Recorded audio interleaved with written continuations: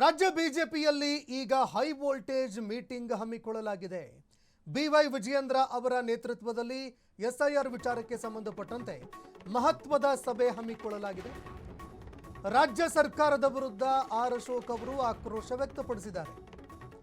ರಾಜ್ಯ ಸರ್ಕಾರದ ಸಹಕಾರ ಇಲ್ಲದೆ ಬೇಕಾಬಿಟ್ಟಿಯಾಗಿ ಎಸ್ಐಆರ್ ನಡೀತಾ ಇದೆ. ರಾಜ್ಯದ ಅಧಿಕಾರಿಗಳು ಕೂಡ ಸರಿಯಾಗಿ ಸ್ಪಂದನೆ ಕೊಡ್ತಾ ಇಲ್ಲ. ಶಾದಿ ಮಹಲ್ಲು ಮಸೀದಿಗಳಲ್ಲಿ ಎಸ್ಐಆರ್ ಮಾಡಿದ್ದಾರೆ. ಕೇಂದ್ರ ಚುನಾವಣಾ ಆಯೋಗ ಈಗ ಮಧ್ಯಪ್ರವೇಶ ಮಾಡಬೇಕು. ವಿಪಕ್ಷ ನಾಯಕ ಆರ್ ಅಶೋಕ್ ಅವರು ಆಗ್ರಹ ಮಾಡಿದ್ದಾರೆ. ಕೇಂದ್ರ ಚುನಾವಣಾ ಆಯೋಗ ರಾಜ್ಯದಲ್ಲಿ ನಡೀತಾ ಇರುವಂತಹ ಎಸ್ಐಆರ್ ವಿಚಾರಕ್ಕೆ ಮಧ್ಯಪ್ರವೇಶ ಮಾಡಬೇಕು ಅಂತ ವಿಪಕ್ಷ ನಾಯಕ ಆರ್ ಅಶೋಕ್ ಅವರು ಆಗ್ರಹ ಮಾಡಿದ್ದಾರೆ.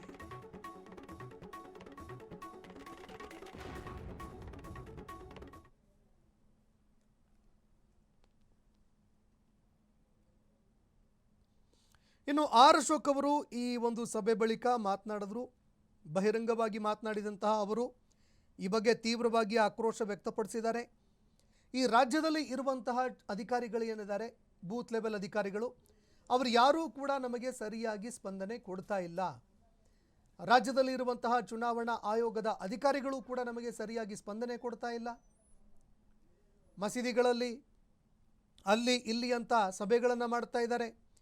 ಹೀಗಾಗಿ ಕೇಂದ್ರದ ಚುನಾವಣಾ ಆಯೋಗ ರಾಜ್ಯದ ಎಸ್ಐಆರ್ನಲ್ಲಿ ಮಧ್ಯಪ್ರವೇಶ ಮಾಡಬೇಕು ಅಂತ ವಿಪಕ್ಷ ನಾಯಕ ಆರ್ ಅಶೋಕ್ ಅವರು ಒತ್ತಾಯ ಮಾಡಿದ್ದಾರೆ.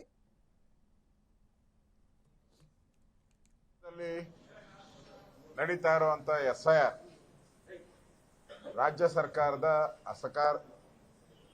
ಸಹಕಾರ ಇಲ್ಲದೆ ಒಂದು ರೀತಿ